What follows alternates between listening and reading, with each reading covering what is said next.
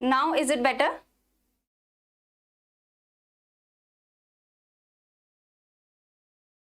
I hope there is no background noise now.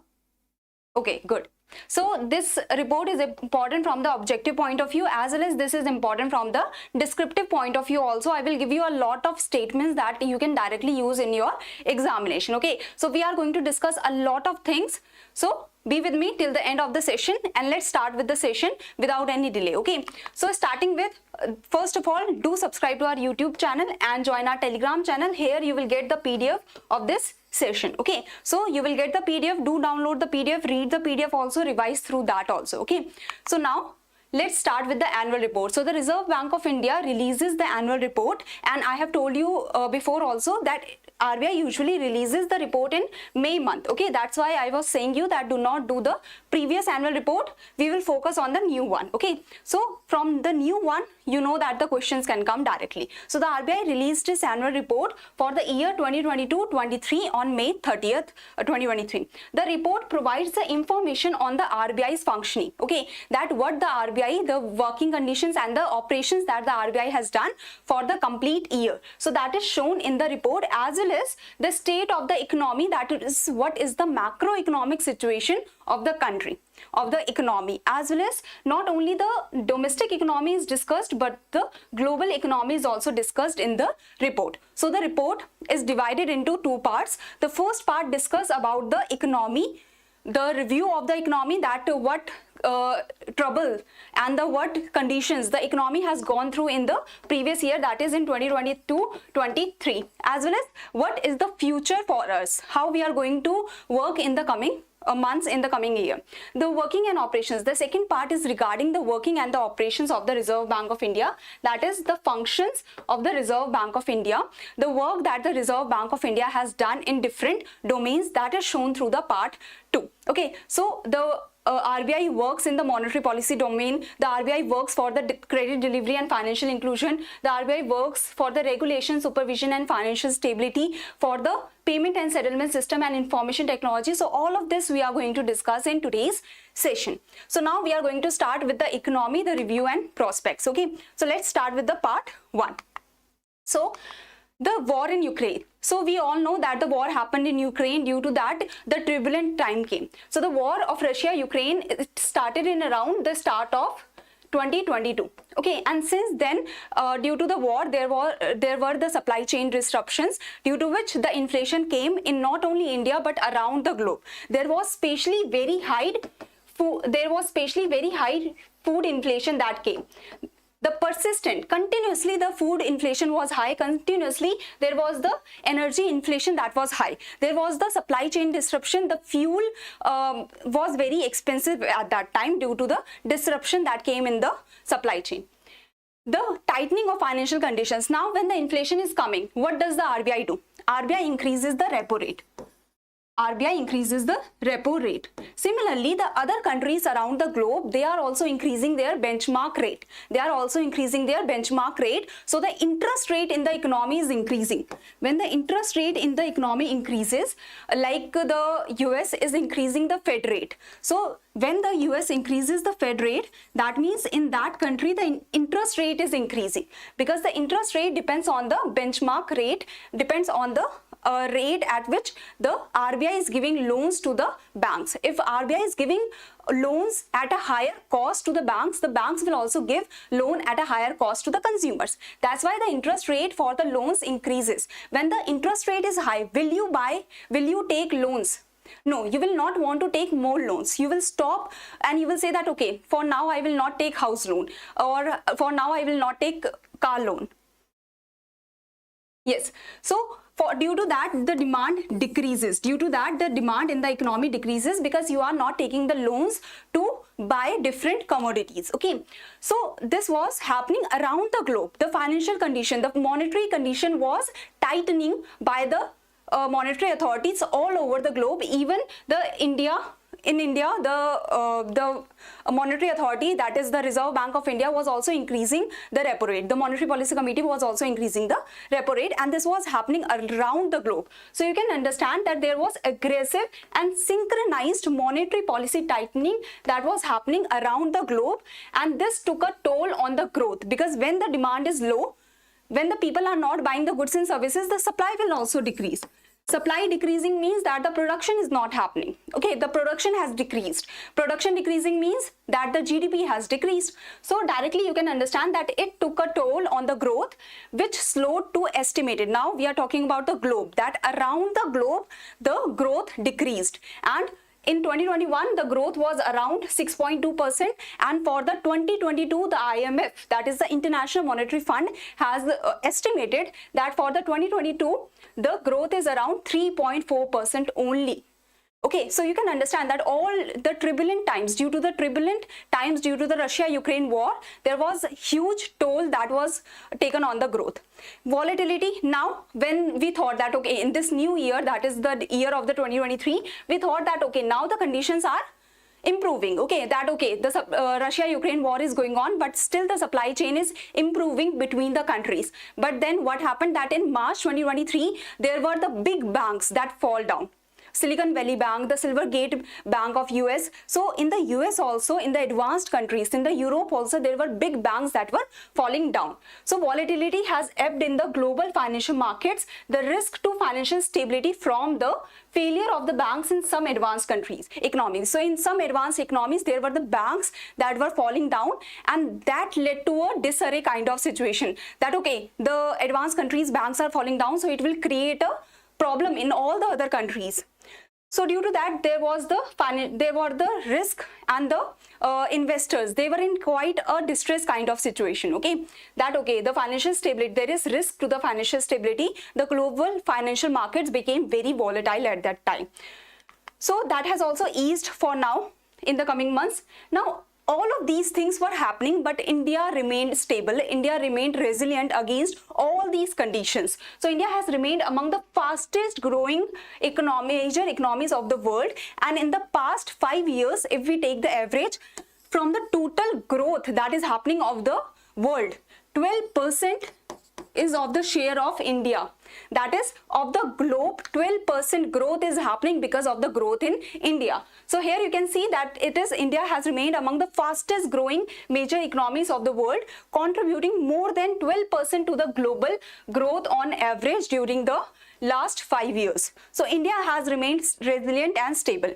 As inflation eases, now what is happening, that the inflation is going down, and even the Monetary Policy Committee has given the estimation for the inflation for 2023-24, that okay, the inflation is going to go down. Okay, so as inflation is easing from its high reaches under the combined impact of, and inflation is easing because of the monetary policy actions as well as the supply management, the currency supply management, that there should not be much currency in the economy, and the supply chain disruption is also easing. The fiscal consolidation has happened. Now what does the fiscal consolidation means?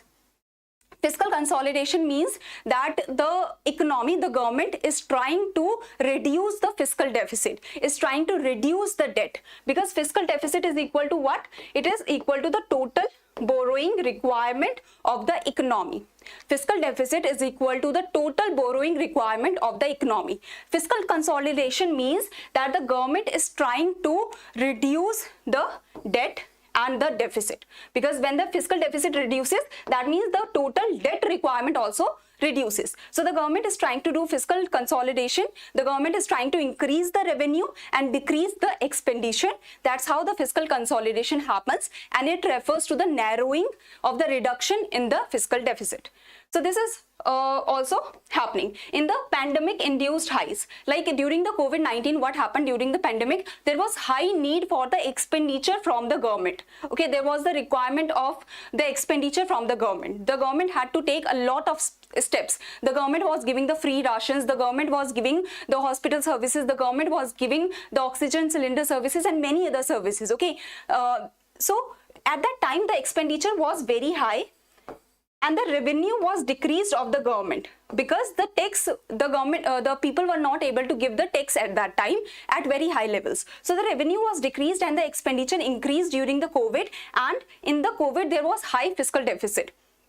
After that, now what the government is doing, that the government is trying to do the fiscal consolidation to reduce the fiscal deficit. The current account deficit remains within sustainable levels, though it is high, but it is still in the sustainable levels. The current account deficit means that the imports are happening more and the exports are happening less. Current account means exports and imports. So there is a deficit, that is we are doing more imports, we are doing less export. So it is high, but it is in the sustainable levels. Macroeconomic stability is getting established in our country. So this is the overall assessment of the global and domestic economy together. Let's see about the global economy. So the IMF has in its World Economic Outlook has released, this was released in April 2023, and the global growth for 2023. So we understood that the global growth for 2022 is around 3.4%. This is estimated by the International Monetary Fund.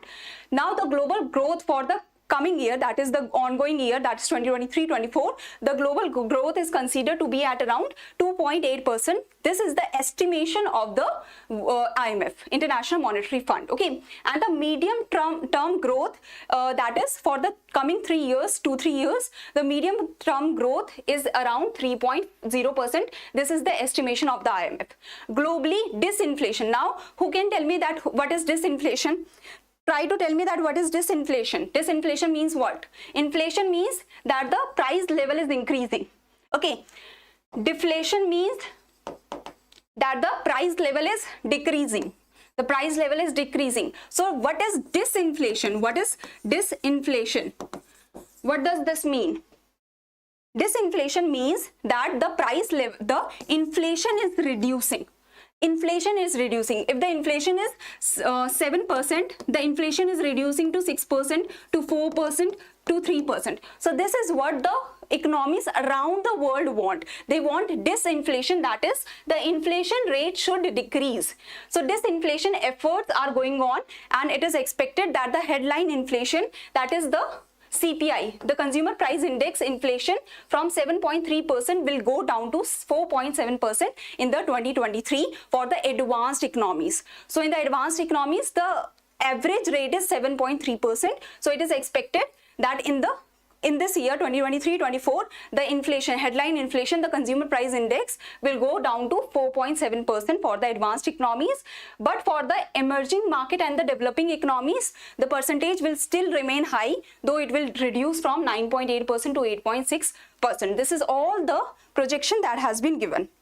Yes, so inflation is there, but the decrease in inflation is wanted by the economies around the world. Now coming to the domestic economy, so the real GDP growth. Now tell me, real GDP growth for 2022-23 was estimated at what? So we have discussed this just now in the previous slide.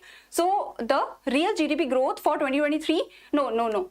So we will discuss it in the coming slide, I guess. Real GDP growth for 2023-24 is projected at 6.5% with risk evenly balanced. If you remember, for the 2022-23, we have discussed it in the previous sessions. So for the 2022-23, the National Statistical Office has given the second advanced estimates. According to that, 7.0% is the real GDP growth for the 2022-23. And for the real GDP growth that is expected by the Monetary Policy Committee for the 2023-24 is going to be 6.5%. Okay, so I hope you remember this percentages very clearly. Okay, with a stable exchange rate, so now the exchange rate is becoming more stable. During the 2022-23, what happened, that the exchange rate was very volatile. The Indian rupee was depreciating by a lot. So now there is the stable exchange rate and a normal monsoon. With a stable exchange rate that is expected for the coming months, for the ongoing year, as well as with the normal monsoon, it is expected that the inflation rate will go down to 5.2% for the 2023-24. So you can understand that we are expecting that the inflation will not go beyond 6% for the year 2023-24, for the complete year. Okay, so what are the expectations for the real GDP for the 2023-24? Tell me very fast, comment very fast. It is 2023-24, it is 6.5%. It is 6.5%. For the 2023-24, what is the expectation of the Monetary Policy Committee in regards to the inflation rate? In regards to the inflation rate for the 2023-24, the CPI inflation, it is going to be 5.2%. So this is the expectation. So remember this very clearly, okay? And the average level of the CPI inflation for the previous year, that is for the 2022-23, it was expected at around, it was not expected, the data is given, it is 6.7%. So I hope you remember this very clearly, that it is for the 2022-23, the inflation was around 6.7% for the whole year. Okay, so it is the average inflation for the year 2022-23. Now, robust agricultural production buoyed by expectation of bountiful. So why we are expecting that, okay, we are going to grow by 6.5%, we are going to have a good growth in the coming year, in the present year. So it is because of the robust agriculture production. So we have the expectation, okay, the agriculture production will be very good, and the expectation, we have the expectation that the winter harvest will be bountiful. Resilience in allied sector. So agriculture sector will be good. The agriculture and allied sector will have good like growth. Okay. Also brightening the outlook for the rural demand. So if their production is high, that means they will get more income. If they get more income, their demand will also be high. So the rural demand is going to be good. This is the expectation. The outlook for the services sectors remain positive, that okay, in the coming months, in this year 2022-23, we are going to have good growth in the services sector also. So this is the expectations that has been given by the Reserve Bank of India, and you can understand that 6.5% and 5.2% is for the 2023-24 year. Now, with global trade volume growth projected at the WTO. So what the World Trade Organization is saying, that the trade between the countries was 2.7% in 2022, which is going to go down to 1.7% in 2023. So the world trade is actually going to decelerate. It is going to decrease. So India needs to focus on the foreign trade policy. This is what the Reserve Bank of India has mentioned. Okay, so we need to focus on our foreign trade policy, because the WTO, World Trade Organization, has said that okay, the world trade is going to decelerate, it is going to decrease. Medium term prospects, now for the 3 years, like coming 3 years, we have bright prospects. We have bright review for our country, that we have the demographic dividend, that is we have the young population with us that can become the human capital that can grow the country. The digital revolution is happening, and many people are becoming financial literate, and they are engaging in the digital revolution. That has taken a very bright turn for the country, because now the India is known around the world because of the UPI, because of the inventions, the innovations that we have brought in the digital sector. The policy initiatives have been taken to transform India for the global manufacturing hub. There is also the IFSC. If the IFSCA, you can understand that we are trying to stand as the global platform for the financial hub also, as well as for the global manufacturing hub, like as the global manufacturing hub. A resurgence in services sector. So I have told you that the services sector are showing a positive outlook for the coming years, and they are going to help India a lot in the growth prospects. So I hope you have understood all of this. Now this is for the digital transactions. Now the digital transactions have been added in the syllabus. So the digital transactions, the digital payments, it becomes very important for you to have the clarity about the digital payments and the data regarding the digital payments, so that if any question comes, you are able to answer that. So India has emerged stronger and more resilient from the pandemic. This was done through the wave of the digital transformation. We have recorded a marked expansion in 2022-23 over and above the strong growth witnessed a year ago. So in 2021-22, there was the increase in the value and volume of the digital transactions, but in 2022-23 also there was the 57.8% growth in the volume of digital transactions and 19.2% growth in the value of the digital transactions. Okay. India outpaced other nations to emerge as the largest player in the real-time transactions at the global level. We are the largest player with a 46% share in 2022, and this data was given by the ACI worldwide real-time payments global data. So this is a very trustworthy data, we can say, and 46% of the total share of the globe is from India. So rapid merchant onboarding is happening, growing digital awareness, policy thrust is being given to the continuous innovation to be brought in the UPI system and the digital system as a whole. So this is why our UPI and the other digital transactions are growing very fast. The pandemic boosted the digitalization across the sector. So that is in 2021-22 we saw a great boost in the digital transactions, but in 2022-23 also the digital transactions are still getting boosted. You can see that such high growth we have seen in the value and in the volume and value. The digital adoption helped sustain economic activity by the facilitation of the quick reorientation of business operations. So what is happening, that the business operations are also transferring to the digital system, and that's why they are also working very good. So now we have discussed about the assessment and prospects, we have discussed about the global economy, and we have discussed about the domestic economy also. For the global economy, I have given you the percentage of the growth for the 2022 and 2023. For the domestic economy, we have discussed the data for the 2023-24. So now coming to the economic review, let's start with the real economy. So the data has been given by the Reserve Bank of India. Let's discuss this data. But before that, here with real GDP growing by an estimated 7%. So it is estimated that for the 2022-23, we have the real GDP growth of what percentage? It is 7%. Okay. So this was the data that was given by the NSO. So RBI is just mentioning the data that has been given by the National Statistical Office. So the real GDP growth for the 2022-23 has grown by 7%. So this is the estimation. For the 2023-24, what is the real GDP growth that is estimated by the Monetary Policy Committee? So it is 6.5%. That is for 2023-24. Okay. So India economy turned out to be one of the fastest growing major economies of the world during the 2022-23, because we are estimating that we have grown by 7%. Okay. So the Indian economy exhibited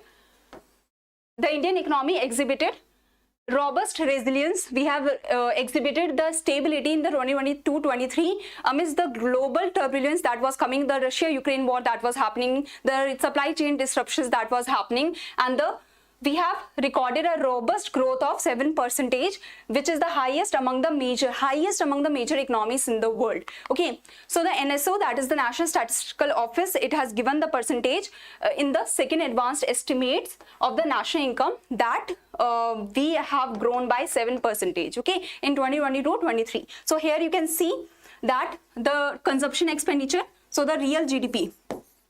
So the GDP is seen through the consumption expenditure, the private consumption expenditure, plus the government consumption expenditure, plus the investment, plus the net export.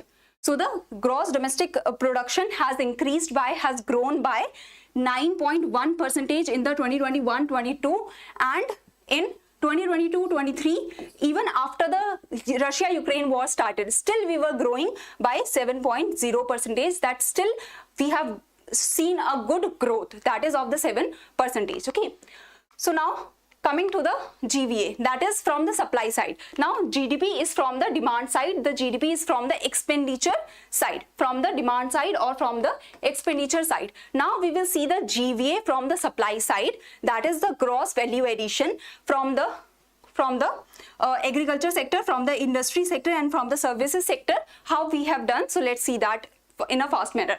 So aggregate supply measured by the gross value added at the basic prices, that is we are seeing the GVA now, expanded by 6.6% in 2022-23. That is the production or the activity were also very high. Okay, the production in our country, the agriculture sector, the services sector especially, they were very resilient and they were growing. Okay, so here you can see 6.6% of the growth in the GVA has seen in the 2022-23. Now let's discuss about the sectors. So the GVA growth was driven by a resilient agriculture sector and a broad-based recovery that happened in the services sector. So let me show you that agriculture sector was never in negative. Never in negative. It was like 2020-21 4.1%, 3.5%, then in 2022-23 3.3%. So the agriculture sector has remained resilient. Agriculture sector has remained resilient. Now the services sector, it was in negative. It was in negative, but it became positive, and you can see the growth was of 9.6% in 2021-22, and in 2022-23 also the growth is positive and it is recovering, we can say. So here broad-based recovery has been seen in the services sector in the past 2 years, and in the 2020-23 it was 2022-23 it was 9.3%. For the industry, there is the problem that is coming. You can see that the growth was 10.5%, but now the growth is 1.7%. So the industry sector decelerated sharply amidst the intensification of input cost pressures. So the input cost pressures are coming now. That is the inputs that the firms are purchasing. So that is creating a lot of pressure because the wages, there is demand to increase the wages. The inputs that are coming, the raw materials, the cost of that is also increasing. Supply chain disruptions caused, we can say the input cost pressure was from the supply chain disruption and fledgling global demand conditions. So the global demand conditions are not very good, and that's why also the industrial sector decelerated. Okay, so you have to remember that the services sector has seen a recovery, the agriculture sector has remained resilient, the industrial sector has actually decelerated, and the total GVA growth was 6.6% for the 2022-23. Now coming to the inflation, we have understood about the growth from the demand segment, from the supply segment. Let's see the inflation now. So headline CPI inflation, which was projected by the Reserve Bank before the war. So are you all understanding? Give me a thumbs up also so I can understand. Before continuing, give me a thumbs up.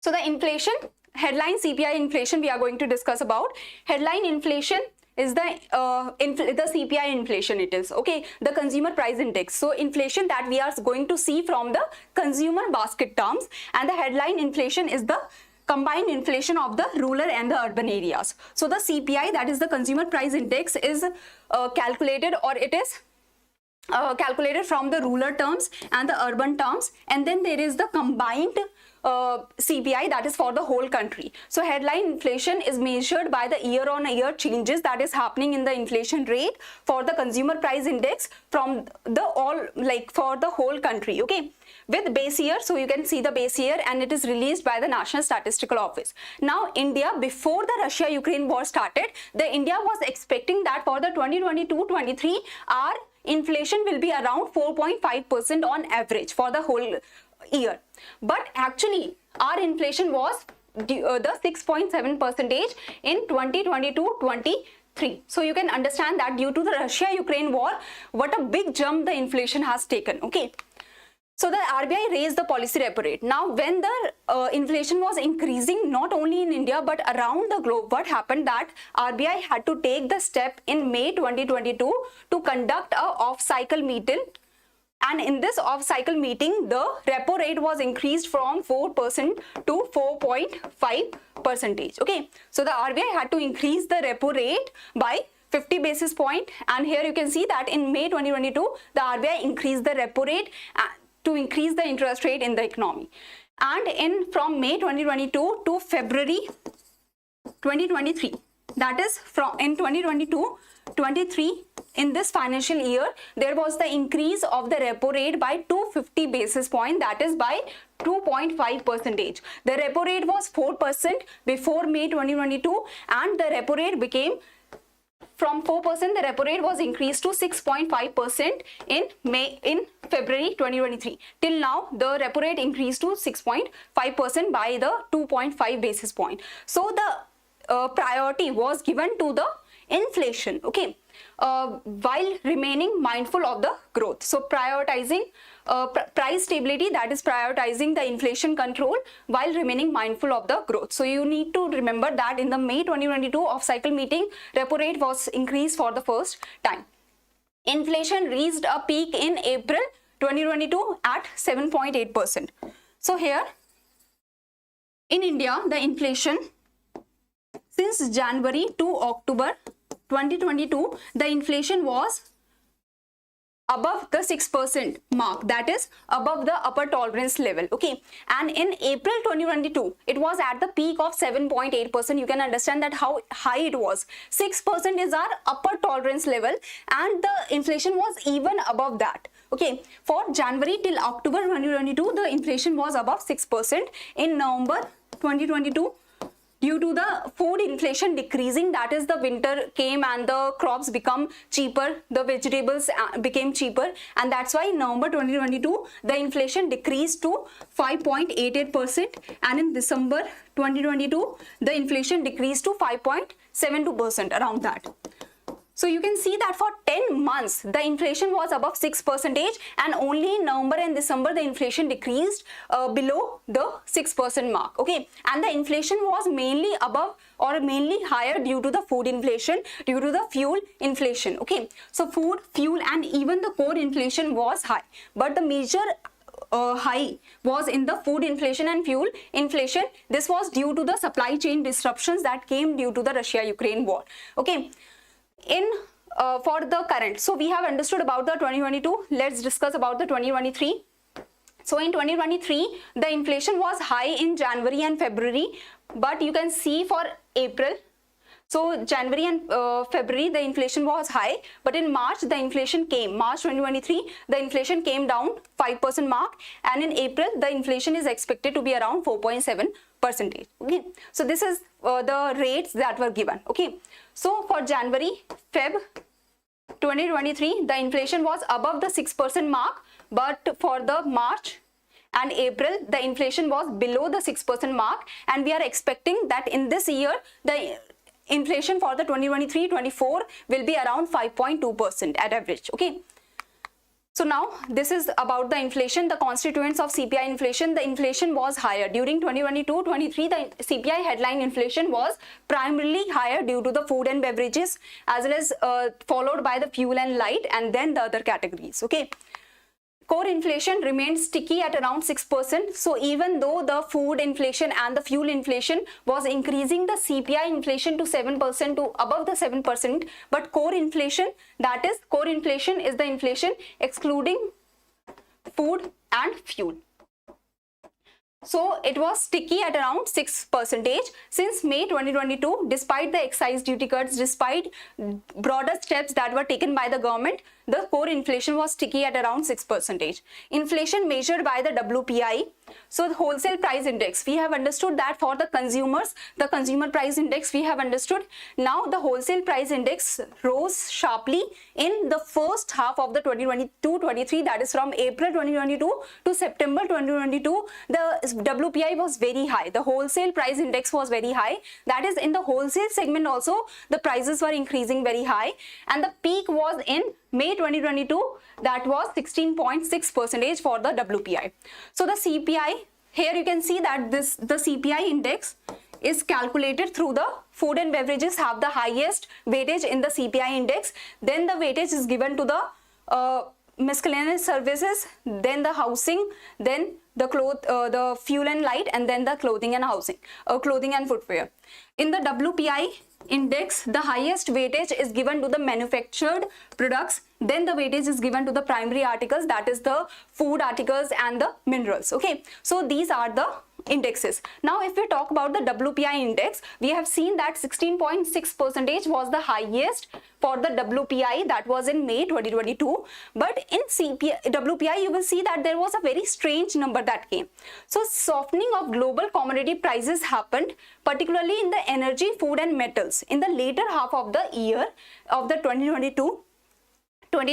That is why the WPI inflation was continuously decreasing. Especially you can see here that the highest weightage is given to the manufactured products, and the price of the manufactured products were decreasing at that time, and due to this the CPI inflation, the WPI inflation reduced to 1.3% in March 2023. So here you can see that there was sharp moderation in the WPI in October to March 2022-23, and this was driven by the easing of price pressures in all the three major groups, primarily the primary articles, especially primarily to the manufactured products. So due to the different weightages that are given in the WPI and CPI, even though in the January and February, the CPI in January, February 2023, the CPI was above the 6% mark, but in WPI, the WPI was continuously decreasing because the highest weightage is given to the manufactured products. Okay, and in March, you can see that the CPI inflation was around 5.8 percentage. Okay, so the CPI inflation was in March 5.66 percentage, but in the WPI, the WPI percentage was 1.3%. So the CPI was 5.66 percentage in March 2023, but the WPI was only 1.3 percentage. So there is a huge difference in between the WPI and CPI due to the different indexes and different weightage that is given. Now growth MSMEs. Now coming to the MSME sector, I hope you have understood about the CPI percentages. I hope you have understood about the WPI percentages. You just have to remember for the complete year. I was just giving you a broad idea that what is happening, how the inflation is increasing and decreasing. The MSME segment, which contributes about 29% of the India's GDP and employs over 11 crore workers, recorded a modest recovery in the 2022-23. Now the revenue of the MSME sector is expected to exceed the pre-COVID level in 2022-23 by 25%. So we are expecting that the MSME sector has seen a robust recovery, and it will even exceed, the revenue will even exceed the pre-COVID level. With 99.8% of the MSMEs being unregistered, they account for a sizable share in the unorganized sector, and this is the data as per the 2015-2016. So this is quite old data. After that, you can understand that the Udyam registration portal was launched by the Ministry of MSMEs to bring the MSMEs into the organized sector, and many other steps were taken. So this step was taken in around 2020. So this was Udyam registration portal. This started working around 1st July 2020. So you can understand that after this period, there were many steps that were taken by the Ministry of MSME to bring the MSME in the organized sector. But if we see the 2015-2016 data, 99.8% of the MSMEs were in the unorganized sector. Various policy measures were introduced for the MSME sector, especially during the COVID. The MSME sector was the hardest hit, and due to that, there were many steps that the government brought to help the MSME sector, especially the emergency credit line guarantee scheme that guarantees the MSME lending. Okay, MSME borrowing.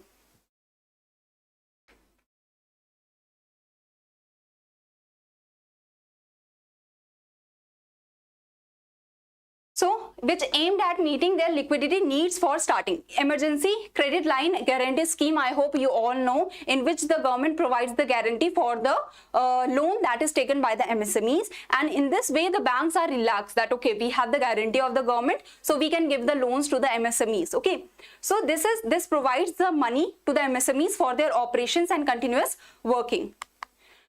As per the assessment of the Credit Information Bureau Limited, so CIBIL has given the assessment that the scheme has assisted the MSME borrowers. The MSME borrowers are able to get, like the borrowers were able to get more borrowing from the banks, as well as their NPAs, non-performing assets, have decreased. So the MSMEs that have borrowed the money under the ECLGS, their NPA is less than the people that have not taken the ECLGS. So you can understand that it has helped, ECLGS has helped the people a lot, okay, the MSMEs a lot. Their businesses, so the MSME borrowers that have taken the borrowing under the ECLGS, they are maintaining their businesses better with lower non-performing assets for the borrowers availing the facility of the ECLGS, as compared to the borrowers who are eligible to have the ECLGS but they have not taken the ECLGS. So you can understand, you do not need to remember this data, just remember that the ECLGS was brought to help the MSMEs, and as per the CIBIL report, you can mention that okay, the MSMEs borrowers, they were managing business better, which have taken the loan in the under the ECLGS category. So the MSMEs that were eligible but did not avail ECLGS, they are not maintaining as good as the others. Okay. So next is, this is the conclusion, you can read it. Everything is written here that we have remained stable, India has remained stable, we have a good foundation, we have good fundamentals, macro fundamentals, sound domestic macro fundamentals, we have fiscal policy thrust has been given, capital expenditure was given the major boost, the healthy balance sheets have been remained by the corporate sector, by the banks. So with all of this, we have good foundation, and that's why we were able to build on that. That's why we were able to remain resilient, and that's why we were stable in such turbulent times of Russia-Ukraine war, of the big banks in US and other advanced countries falling. So here in the May 2022, I have told you that this was the first time that the RBI increased the repo rate from 4% to 4.5%. That is, here you can see in the off-cycle meeting, and in this meeting the RBI also said that the CRR will be increased from 4% to 4.5% effective from May 21, 2022. If you remember, there was a question on this particular date in the RBI phase 1, okay, in the previous year. I hope you remember this, that these kind of data points are also very important. Okay, so this was all for the growth and inflation. Now we can come to the additional information, especially the startup segment. The India also has the third largest startup ecosystem in the world, with government recognized startups rising to this much in 2022. So you have to remember that we are third largest startup ecosystem. We are providing the third largest startup ecosystem. The Reserve Bank Services Sector Composite Index, this was released, and this here you can see that the SSCI, this tracks the services sector, the growth in the services sectors in different domains. So these are all the domains that are taken in the SSCI, that is the steel services, steel consumption, the cement production, cargo handled at major ports. So this is the cargo that is handled in major ports, the sale production of commercial vehicles, the railway freight traffic. So all of this is taken under the services sectors composite index, which tracks the activity in the construction, in the trade, transport and the financial services. Okay, and this is like, this has shown growth. And the PADO, this is excluded from the SSCI. PADO is Public Administration, Defense and Other Services. So this is not taken under the SSCI. So SSCI has shown good growth, and SSCI is what it shows. It tracks the activity in construction, trade, transport and financial services, all of which is mentioned here. Okay.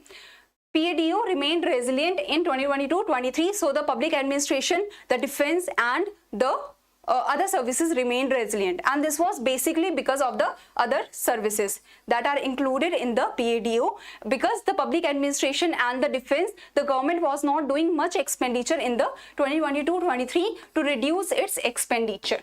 So in the public administration, defense, the government did not do much expenditure in the 2022-23, but in the other services, there was a pickup. Okay, there was the pickup in the other services, and this made the PADO remained resilient. Okay, next is credit growth. So the credit growth, we have again and again talked about the credit growth that has remained good for the scheduled commercial banks, and it was 15% in the as on March 24-2023. So the credit growth was good in our country. Among bank groups, the public sector banks and the private sector banks, the public sector bank year-on-year credit growth was 16.4%, while for the private sector banks, the credit growth was higher at 17.8%. But if we see in the amount terms, if we see in the share terms, the value, so in the volume terms, the public sector banks has given less credit. So in the growth terms, the public sector banks have grown by 16.4%. The credit growth is 16.4%, while for the private sector banks, the credit growth is 17.8%. But if we see in the volume terms, the share of the public sector banks in total is greater in the scheduled commercial banks credit. So they are the largest among the bank groups that are providing the loans. Okay, the credit to gap ratio, the credit to gap the credit to GDP gap, which we have discussed, that it is the difference between credit to GDP gap is defined as the difference between the credit to GDP ratio that is going on currently, that what is the credit to GDP ratio, and the difference between the credit to GDP ratio and the long-term trend, that how much credit to GDP ratio is actually sustainable for the long term. So this is the difference, and this is shown by the credit to GDP gap. This shows if it is less, that means the credit to GDP ratio that is going on in the current period is very near to the long term trend, that what we can sustain in the long term. So if the credit to GDP gap is less, that means we are going good, we are in the long term trajectory, and we are able to sustain this credit to GDP gap, okay, or the credit to GDP ratio. So it has narrowed considerably from its previous peak, reflecting the improved credit demand in the economy as well as improved sustainability of the credit, okay. Especially the capacity utilization in a manufacturing sector is happening good, that is the manufacturing sector is coming out of the troubles that it has faced before, and it has started utilizing the capacity, and the demand is good in the economy for the credit for the investment purposes, okay.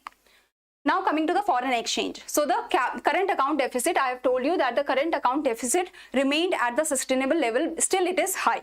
So the current account deficit means in the current account we see the imports and exports of the goods and services, as well as we see the transfer payments. So the current account deficit was at 2.7% of the GDP during the April to December 2022, that is, this is for the 3 quarters we can say, remained sustainable, although it has increased from the 1.1% that was a year ago, that is in 2021-2022. So here you can see that the current account balance, there is a deficit that has come in that. The trade deficit is present. This is the trade deficit of 2.7%. The services has grown, as well as the transfers, that is the remittances have grown. We are getting more remittances. But the income, the total, if we see due to the deficit, the income is in negative. You just have to remember the current account deficit. This is to show you that, okay, the services has grown as well as the transfers, we are getting more. That is in positive. Combined with lower net capital inflows. So what has happened that, okay, there is the current account deficit. So there is the deficit in the current account,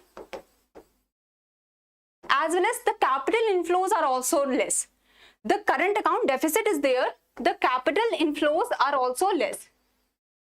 The capital inflows are also less, that means we used our reserves to pay for the imports that we are doing because we couldn't borrow.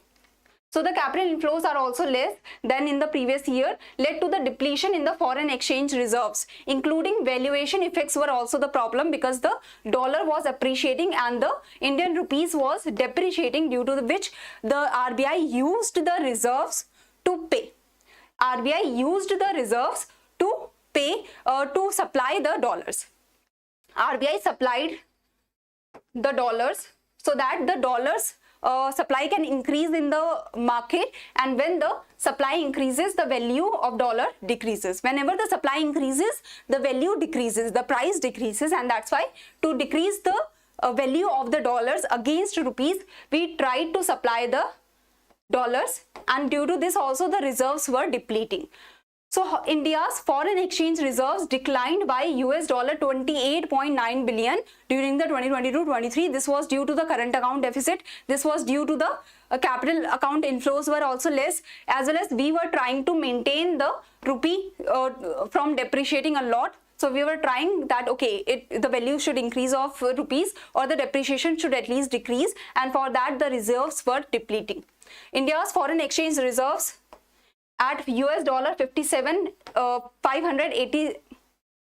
So the foreign exchange reserves at US $578.4 billion as at end of March 2023 registered a decline of US $28.9 billion since end March 2022. So this is how much reserves we have in the RBI, and this was the reserves that the RBI have in March 2023. So this was reduced by US $28.9 billion since end March 2022.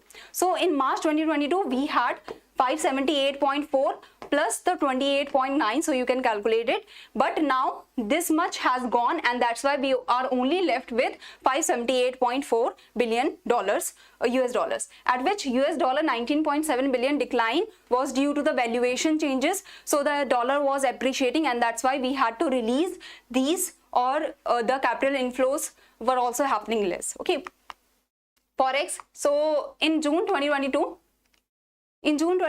the US Fed raised. So the US dollar was appreciating a lot because the dollars were considered a safe haven, that the investors wanted to buy more and more dollars because they knew that, okay, the dollar is very strong and it is a safe asset that will not reduce much in value, and that's why there was huge demand of dollars. That's why there was huge demand in dollars in the market, and when the demand is high, the price or the value increases, and that's why the dollar value was continuously increasing. As well as the US Federal Reserve decided to increase the federal rate, that is the benchmark rate, by 75 basis point. That was huge increase in the benchmark rate. Like if we increase the repo rate by 75 basis point, that will be a huge increase.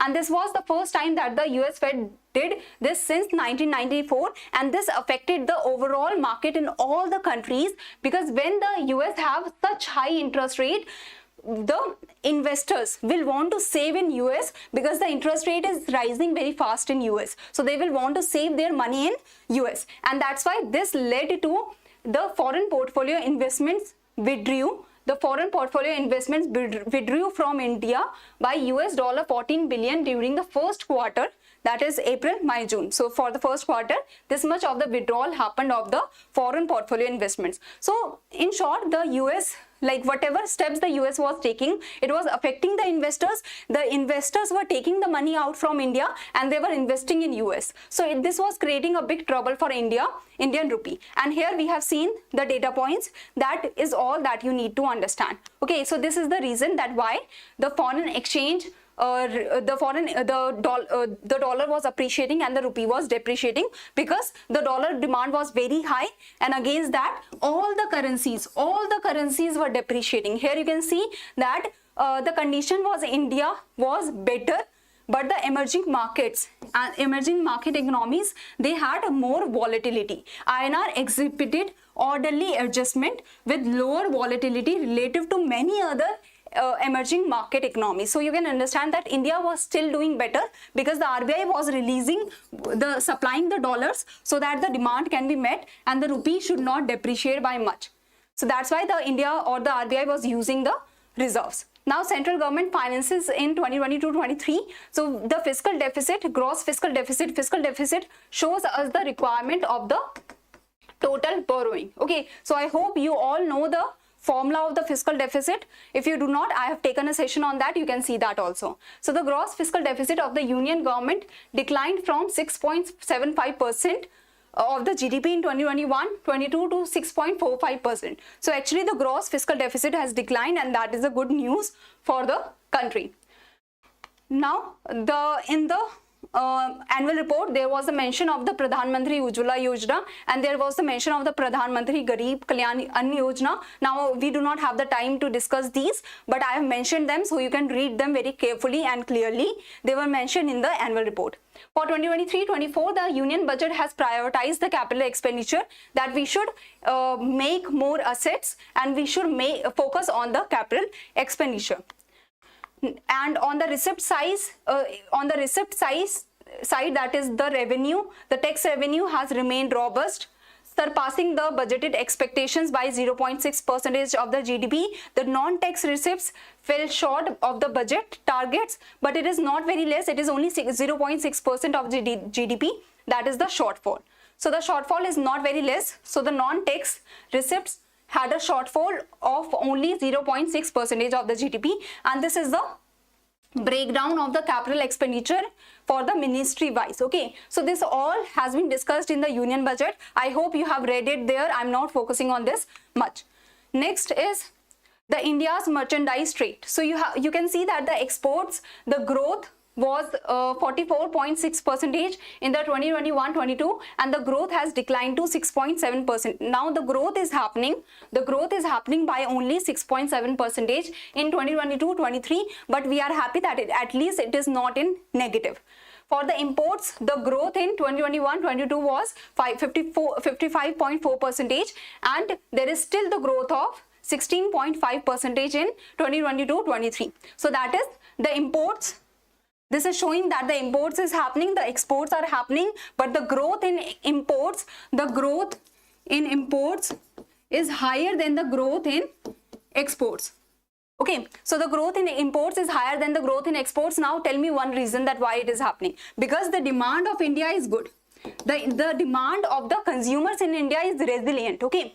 Due to this, the growth of the imports, that is, we are importing more because we are demanding more. But around the globe, the demand of the other countries is decreasing, and that's why the growth of exports is less. So this is one of the reasons. Now here, the India, you can see that growth in country-wise exports of services. So in the services terms, we have seen a very good growth. Okay, and this is the highest growth as compared to the other countries that are compared here. Okay, so US, UK, like the advanced economies, still we are growing in the services sector, we are growing more.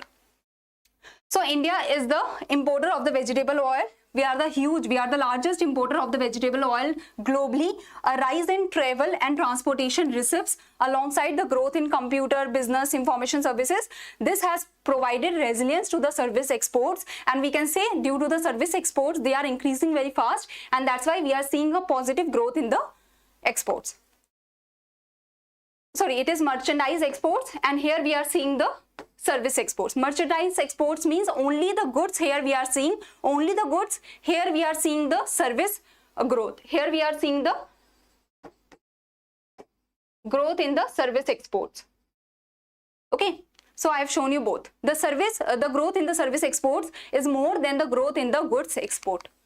Now coming to the FDIs, foreign direct investments, they have decreased. So it was $38.6 billion in 2021-22, and it has decreased to $28 billion only in 2022-23. So the net FDI inflows has decreased, and here you can see that Singapore is the one that has provided the most of the inflow of FDI. The highest inflow of FDI is provided by the Singapore. Okay, so these are the only data points that you need to understand and remember from the exams perspective. That's it.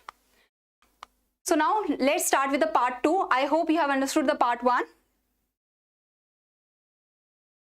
So we are starting with the part 2. So in an unsettling global environment, so regulation, supervision and financial stability. So we are starting with the working and the operations of the Reserve Bank of India. So starting with the part first, that is talking about the regulation, supervision and financial stability.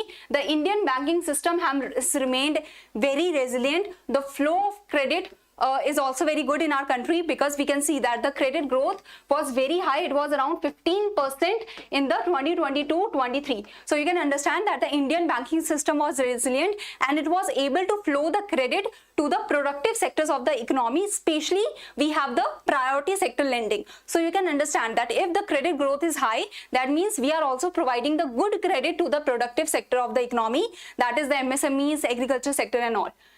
So there was the regulatory and supervisory measures that were taken by the Reserve Bank of India to curb the turbulence that was coming, and cyber security was a priority that was given. Okay, and in the Utkarsh 2.0 also there is the mention of the cyber security, that we should use the AI and ML also. Artificial intelligence and machine learning has been given great focus in 2022-23, strengthening the supervisory effectiveness. For strengthening the supervisory effectiveness, Daksh was released. This is the advanced supervisory monitoring system that was for the RBI. And the RBI also focused on the grievance redressal mechanism for the consumer rights and for the consumer centricity. The RBI has said that we will focus on the alternate grievance redressal mechanism through the RBI. There was also a month-long intensive nationwide program, awareness program that was launched. So here you can see that it was launched in November 2022. So this is in regards to the regulation, supervision and financial stability. Here you can see that the different departments had taken different steps. So the fintech department was working for the e-rupee wholesale pilot was released in November 2022. 1st November 2022, and e-rupee retail pilot was launched in December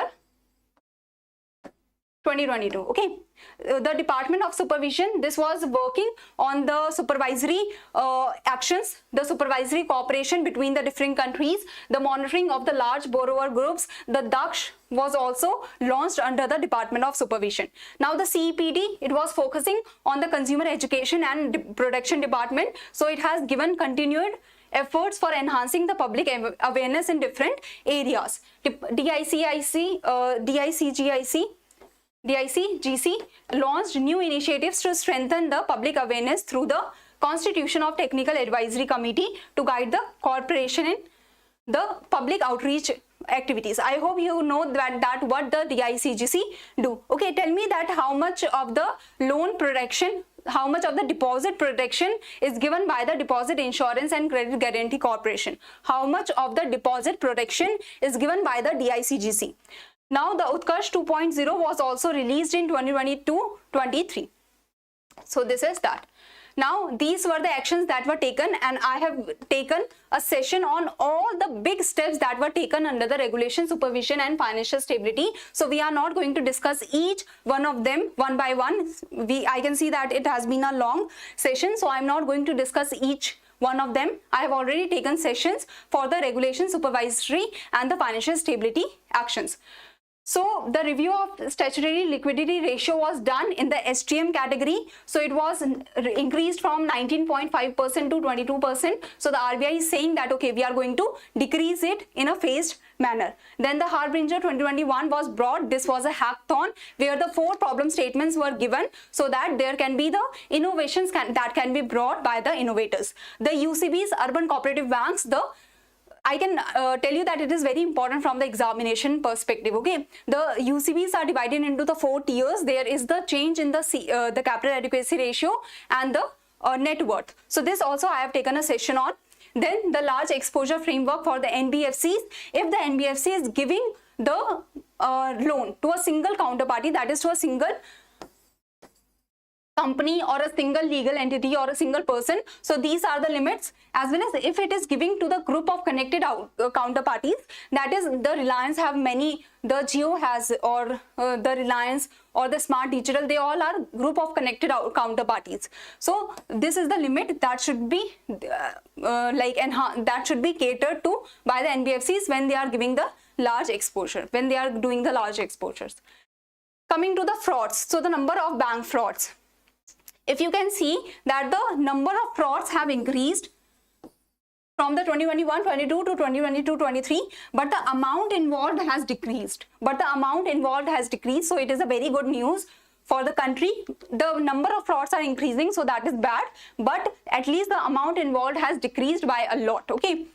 So 2022-23 saw 13,530 cases of the bank frauds that involved this much amount. These numbers were this much in the previous year. So we can see that the number of frauds have increased, but the amount involved has decreased. Frauds on advances, that is the willful loan default, that is you are willingly not paying back the default. You are cheating with the banks. So that is the fraud on the advances, fraud on the loans. So this have fallen sharply, so that is a good news. 2 years back it was 1.3 lakh crore of the willful defaults that were happening. So now it is only rupees 28,792 crore in 2022-23. So this is the data point that was given in the news articles, and that's why I have brought for you this data point. Okay, so the willful defaults, that is the fraud on the advances, have decreased by a lot in the 2 years time period, that is from 2020-21 to 2022-23. there is this much decrease. Now next function of the RBI, credit delivery and financial inclusion. So the RBI has taken a lot of steps in the previous year for the financial inclusion, especially the Center for Financial Literacy project. So the financial inclusion initiatives during the year were taken, and the major step was to scale up the CFL, that is the Center for Financial Literacy. This was one of the milestones of the NSFI 2019-2024, and this is to expand. So RBI is trying to expand the CFLs to every block of the country, and this is the big step that was taken for the financial inclusion, financial literacy. Then we are taking forward the national strategy for the financial inclusion. So this NSFI, this is for 2020-2025. This is for 2020-2025, and this has the vision, the NSFI, that is the national strategy for financial inclusion.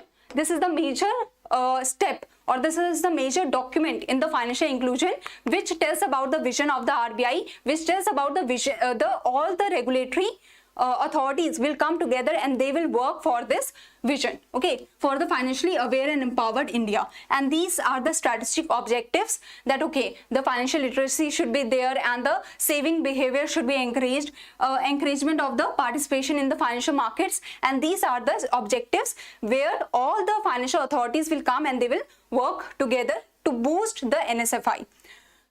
So there are the 5 C's. The content has to be developed, the capacity has to be developed, the community-wide ideology should be there, the communication should be proper, and there should be collaboration for promotion of the vision.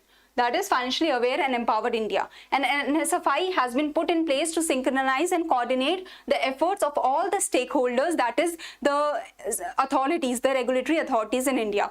So NSFI, we have discussed a lot of time. I have given you the basic information that you can read, but I hope you have read the complete document of NSFI. That is a big step of RBI under the financial inclusion category. Now credit delivery, you can see here that the composite financial inclusion index was constructed. So for the financial inclusion we are continuing, then we will discuss about the credit delivery. There was the FI index that was developed, that was constructed, that was published, and in this is the composite FI index that we have already discussed about. This FI index is based on 3 criteria, we can say, the 3 broad ideas or components. The first is excess, that there should be excess of the financial products. There should be usage, that okay, they have the excess, the bank is there but they are not able to go there, or they are not using the bank activities. So that means the excess is there, the usage is not there. Then there should be the quality, that okay, the bank should be good, the bank people are very like accumulated. They are trying to help the people to get more and more financial services. So that is the qualities should be also there. The excess is given 35% of the weightage, the quality is given 20% of the weightage, and the usage is given 45% of the weightage in the financial inclusion index. Okay, so this tries to capture the extent of the financial inclusion that has happened across the country, and this tells us the excess usage and the quality of the financial products, of the financial services that is happening among the country. And the FI index, now the data that you have to remember is that in the second iteration of the FI index, there has been a growth of 4.6% from 53.9. The financial inclusion index was 53.9 in March 2021.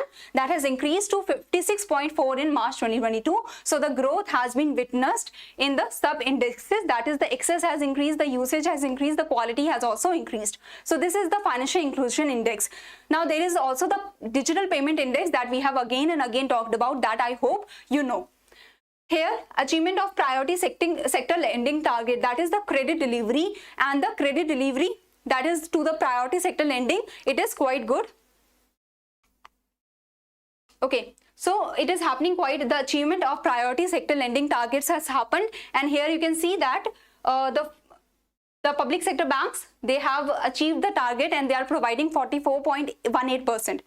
And the private sector bank 45.57%, and the foreign bank 42.92% achievement of the target they have done.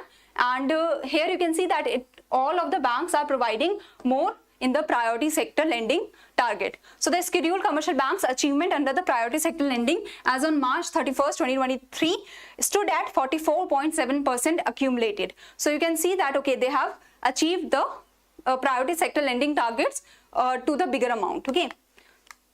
Next is the total trading volume of the priority sector lending certificate. So if I have given more priority sector lending and the other bank has given less priority sector lending and is not able to achieve the target, I will give the priority sector lending certificates to the other bank so that the other bank can achieve the target and I can get some fee for providing the priority sector lending certificate. So the trading volume has increased and it has registered a growth of 7.7% and stood at this much as compared to the 12.4% growth that was seen in the previous year. So there is the growth that has been seen in the trading volume in the priority sector lending certificates. The Kisan credit card, here is the data points that I have given regarding the Kisan credit card. You just need to understand that in the Kisan credit card, there is the increase of the lending that is happening. That's it. You do not have to remember the data.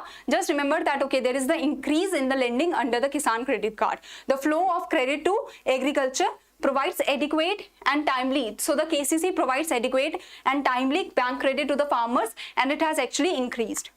On a year-on-year basis, the outstanding credit to the MSMEs by the scheduled commercial banks increased by 14.2% during the 2022-23 as compared to 11.7% in the corresponding period of the previous year. So you can see that the lending to the MSMEs have also grown by a good percentage.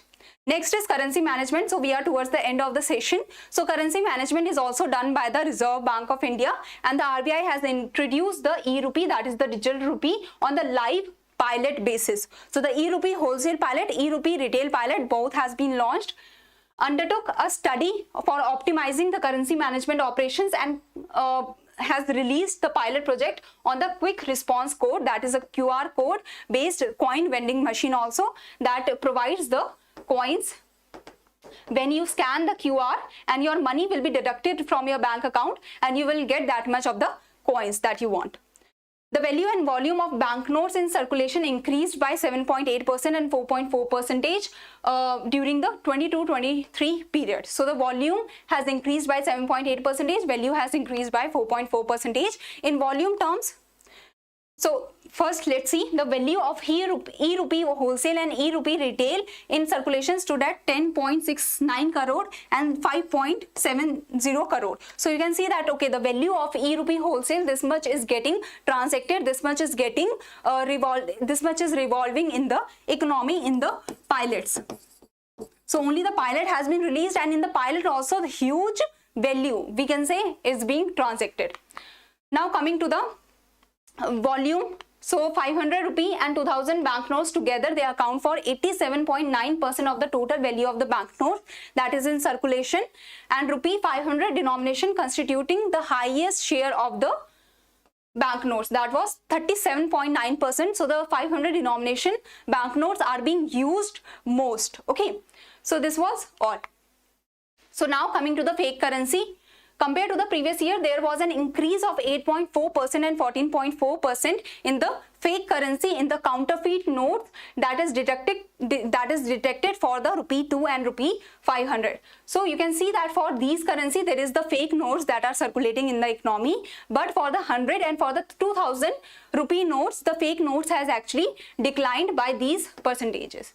For the 10, 100 and 2000 rupee notes, there is a decline that has happened in the fake currency. For the 10 rupee notes, the fake currency has declined by 11.6%. For the 100 rupee note, the fake currency has declined by 14.7%.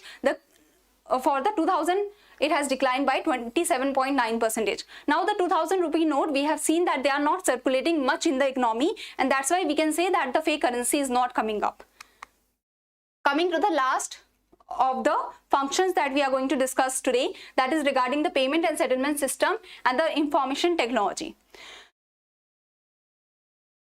So the Reserve Bank extended its effort towards the enhancing the efficiency of the payment ecosystem. The digital transactions should happen smoothly in less time, in the real time the transaction should happen, and for that the RBI is continuously working. Okay, the customer centricity is the focus, cyber security and the digital deepening is the focus, that there should be digital payments that should happen. The Payment Vision 2025 was released, and this document was released to strengthen the payment system in the economy. And the Payment Vision 2025, what is the core theme of this Payment Vision?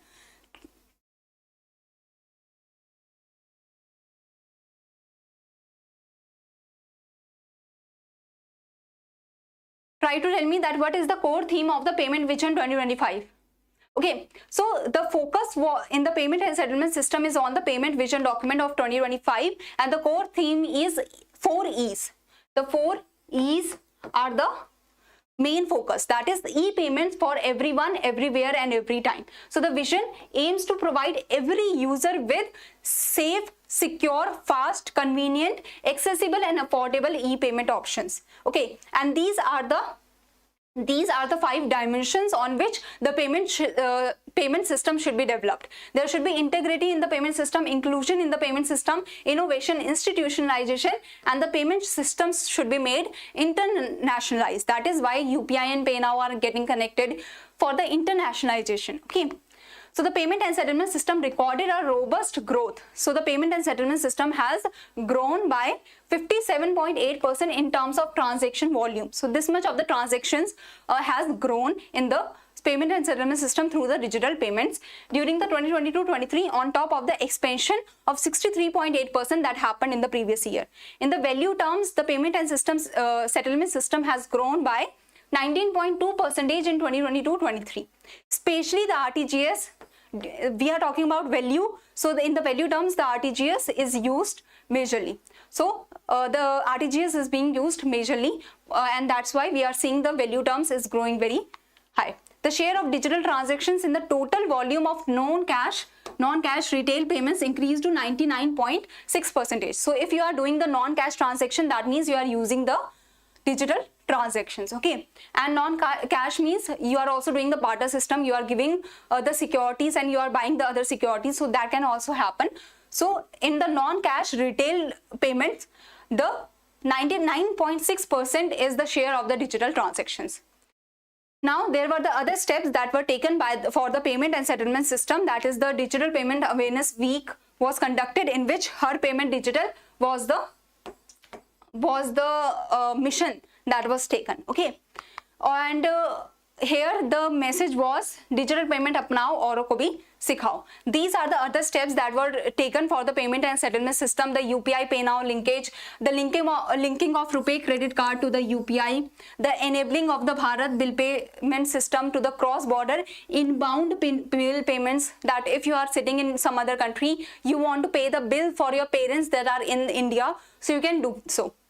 Global outreach of payment systems was also happened. The UPI Lite was introduced to facilitate the small value transactions in the offline mode. So all of these steps were taken for the payment and settlement system. Now coming to the last part, that is the RBI account. So here we are going to end the session. Okay, so RBI's buffer provisions are now valued at 6%. I have told you, I have taken a previous session in which I showed you that the conservation risk buffer was increased from 5.5% to 6%. Okay, so this was the increase that has happened in 2021-22. The percentage was 5.5% of the balance sheet. Now the buffer has been increased. Okay, the RBI's new capital economic framework mandates buffer provisions between 5.5% to 6.5%. This is the conservation risk buffer, that is the risk, credit risk, there can be monetary risk, there can be many other risks that can come to the economy, and that's why the RBI should maintain with itself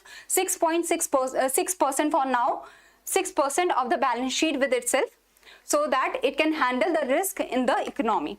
So surplus payable to the central government, that is the income of the RBI minus expenditure of the RBI, is paid to the central government, and for this year the payment has been 87,416.22. This is the surplus that has been transferred to the central government. So this was all. I hope you have understood the session very clearly. So the session was lengthy, but I wanted to provide everything to you. So do tell me that is there any query that you have before moving forward?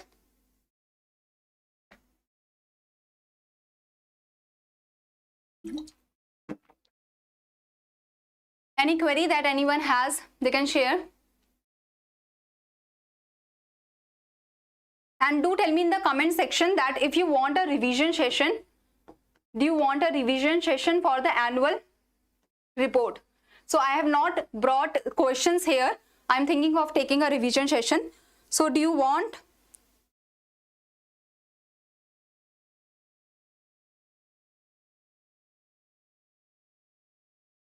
So in the revision session, we will do the data points that are important from the exam perspective.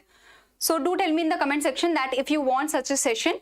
And the EduTap has brought for you the comprehensive guidebook for RBI, NABARD and SEBI. So through a single guidebook, you can get all your common queries answered. Okay, here we are providing you with the complete syllabus for the examination, the sources that you have to follow, as well as the previous year questions also. So do download this guidebook. This is going to help you a lot in the examination, and you are going to get the syllabus, sources and PYQs at a single place. Okay, so do download this. And thank you very much. In the comment section, if I get enough yes that okay, you want the revision session, then I will bring the revision session. But in this session, I have taken a long session, a lengthy session. That was not the expectation. So I think it is enough. But if you want the revision session, do tell me in the comment box. Okay, so if there is no query, then I will be closing this session.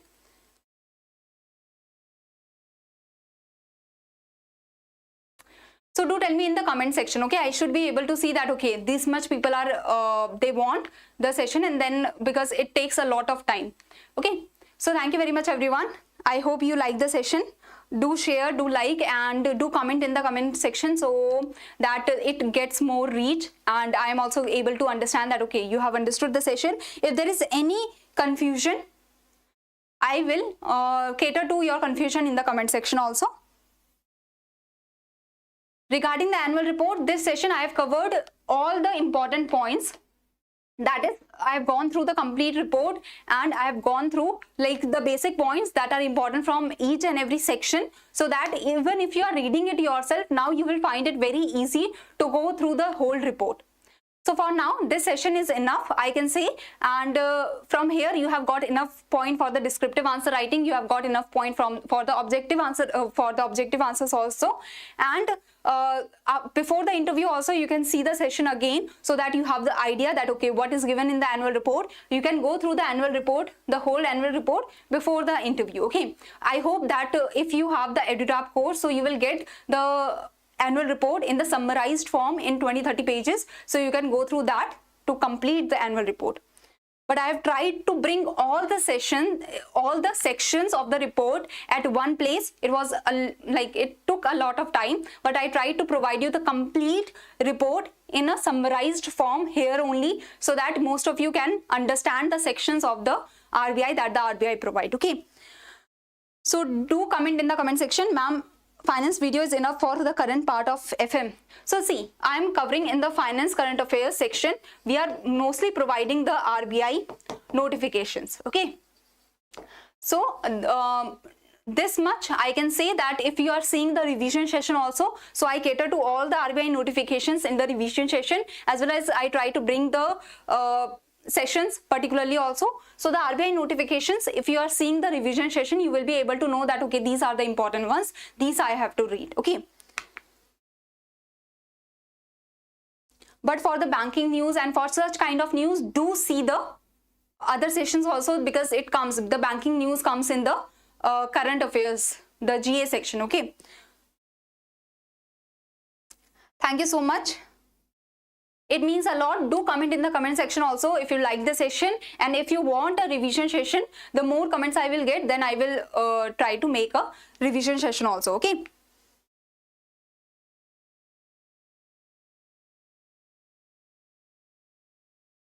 okay, so this much only. I hope you have understood very clearly. Okay, I have given you some extra points also, so you can understand in the examination. You can cover through this session, you can cover the whole report section wise, and if you want to read the report, that also you can do, so that you have the complete understanding. So thank you very much. Now I am closing the session. For phase 2, most of the RBI notifications will come in the current affairs section of the finance and management. So I think that will be covered from here. The RBI notifications, if you are seeing the revision session also, then I can say that I am catering to all the RBI notifications that are important from the exam point of view. But in the revision session, we go fast. So if you find some important notification, I am providing you the list. You can go through yourself also, okay? For phase 2, the RBI notifications are the most important for the finance and management current affairs part, okay? So thank you very much, everyone.